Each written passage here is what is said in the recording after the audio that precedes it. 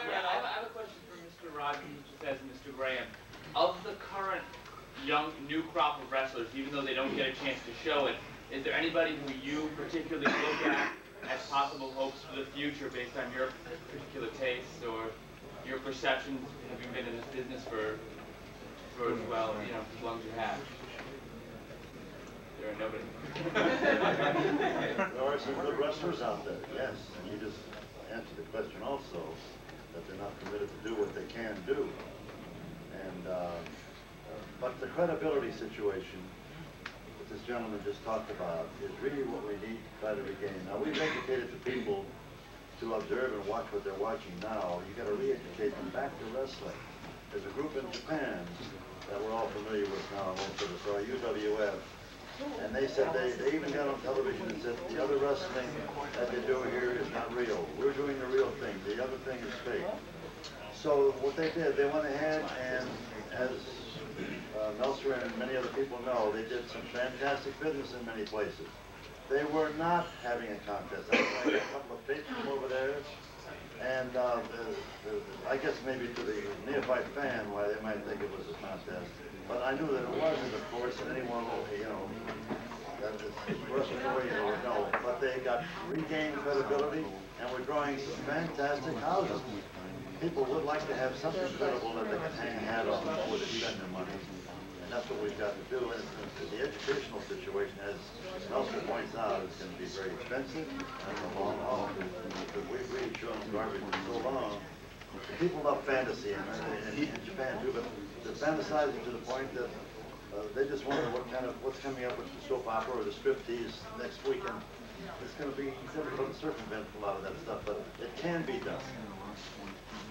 I have a question for the whole panel. Basically, it's a very basic question, starting with Superstar. What do you think your top 5 wrestlers of all time, including yourself if you want to, of all time? I really don't even, really wouldn't want to comment and put one person over another. No particular order. Well, you got to go way, way back before your time, before my time.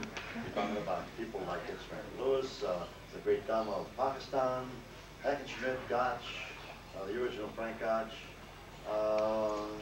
many, many names that we could come up with. And you get an argument from a lot of people because there are about 10 or 15 people that you can mention that were really top wrestlers. And unless we could sit there and watch them go ahead and go at it, it's pretty tough to say which one would be the best. But that's a difficult thing to do. Oh, I know. There's 2 right in the room here.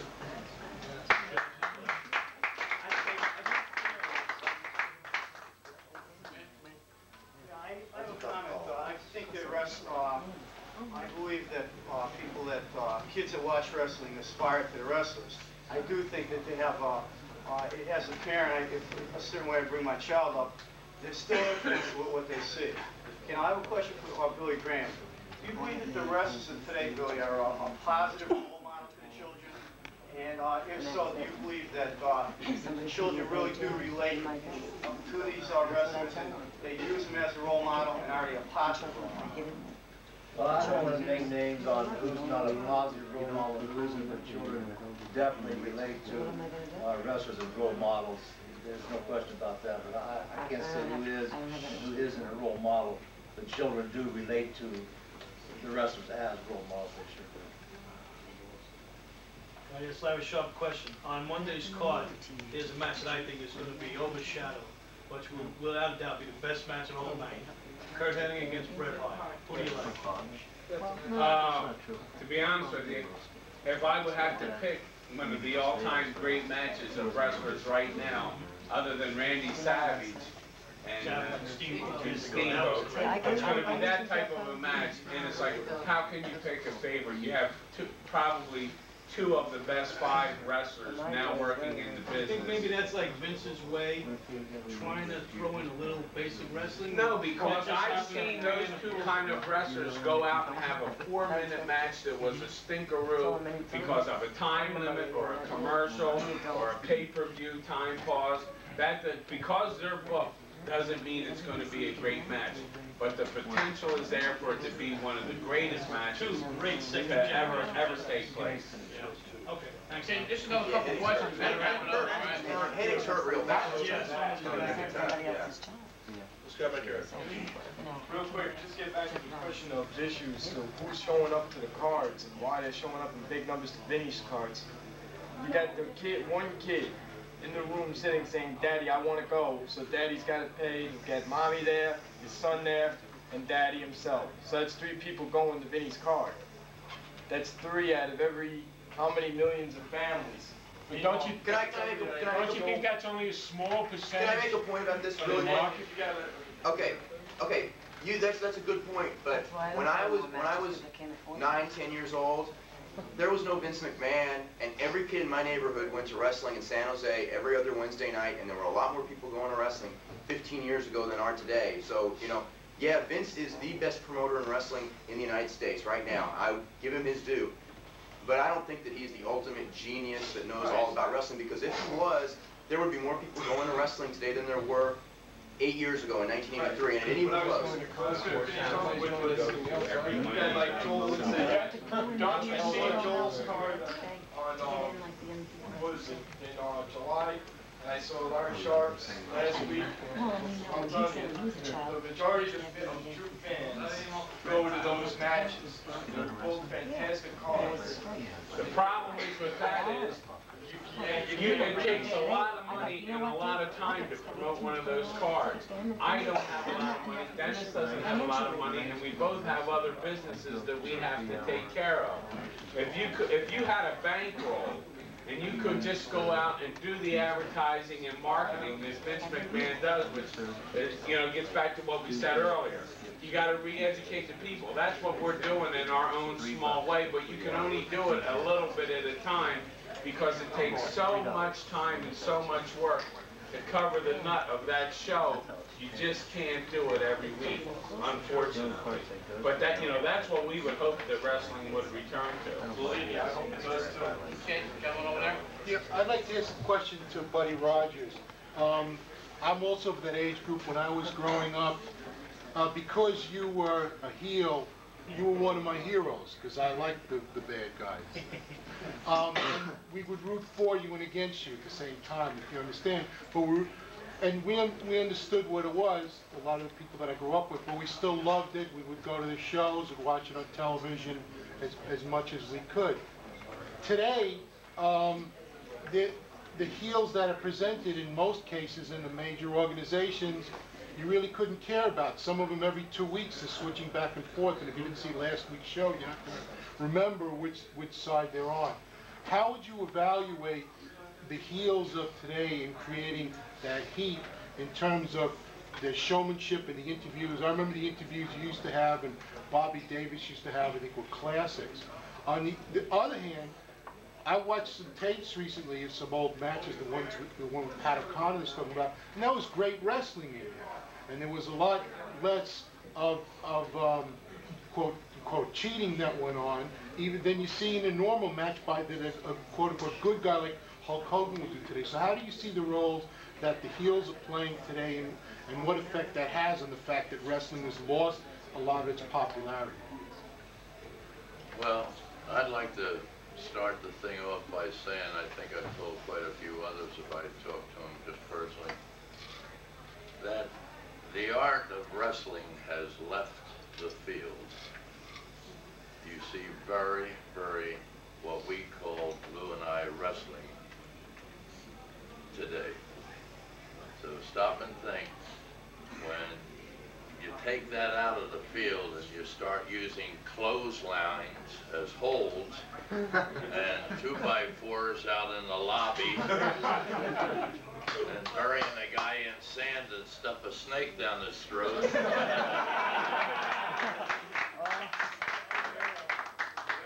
hell does that resemble wrestling? I'll tell you, fellas, I'll be very honest with you. I know by being bitter in this business, you get nowhere. I know if you knock any office, you get nowhere. It just bounces off them, you know. A guy like Dave pardon the expression, if he pounds on him long enough, can drill him a new ass. Good, Dave, you keep doing it, pal. But if you and I just talk about it, we do nothing about it, but if we collectively all got together, we went out and we spread the word, hey man, we're not going back to the matches until we see matches that we like. How long do you think McMahon would continue doing what he's doing? Stop and think. Lou Thesz, now, all right, my man here didn't come into the area where Lou and I did. Lou came before me, but we were still in the 30s. And the best part of it is, in the last 50 years, Lou and I laid the foundation for this business. And anything McMahon's running on today, pal, he's running on our foundation. And you know, there is no building, there is no home in this world that's any stronger than the foundation. So remember, you're looking at two guys that I feel we're still around, we're still alive, we can talk about it, thank God. And this is what I'm getting at. McMahon will see the day where that sign out front that he calls wrestling, he's going to have to relate to that. It might take, like Dave said, 10 years, 5 years, who knows, but it will come. Lou and I have lived long enough in this business to see cycles turn around. We've seen wrestling down. I was around my 8th, 9th match, and Jess McMahon came into the dressing room, and this is what he told us, fellas. He says, you know, we got to reduce the payoffs from $10 to $8 a match. Would you believe that? Right? From $10 to $8 a match. That's God's truth. So when you see the payoffs get down, when you see the monies dwindle, McMahon will make a lot of changes. For me to sit here and knock McMahon, you know, all right, there's things I say like to knock him to just have a joke. But McMahon knows he's doing wrong. Jesus Christ, what worse could this world do than take the NWA and just mutilate it? Man, when I think back, Wild Bill Longson and Lou Thesz worked their butts off to put the NWA where it is today. And here, they knock it out of the box in what, 4 or 5 years? Stop and think. 8 months. Yeah. 8 months. Yep.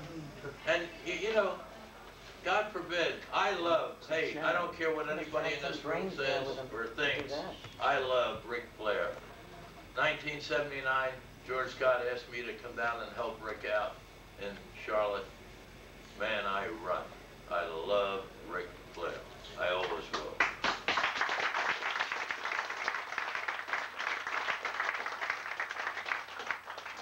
Ric Flair better watch.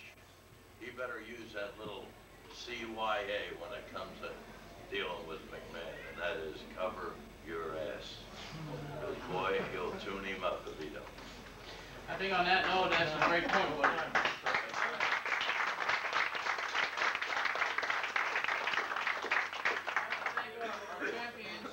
Certainly has been a weekend of champions. We'll have another day tomorrow filled with autographs and other great things happening. We have an auction 2 o'clock in the ballroom, and you'll be able to bid on some great artifacts from the champions' careers. I just want to thank the entire panel, and thanks for everyone for staying in a hot room and waiting for a while for this thing to get underway. Thanks, everybody.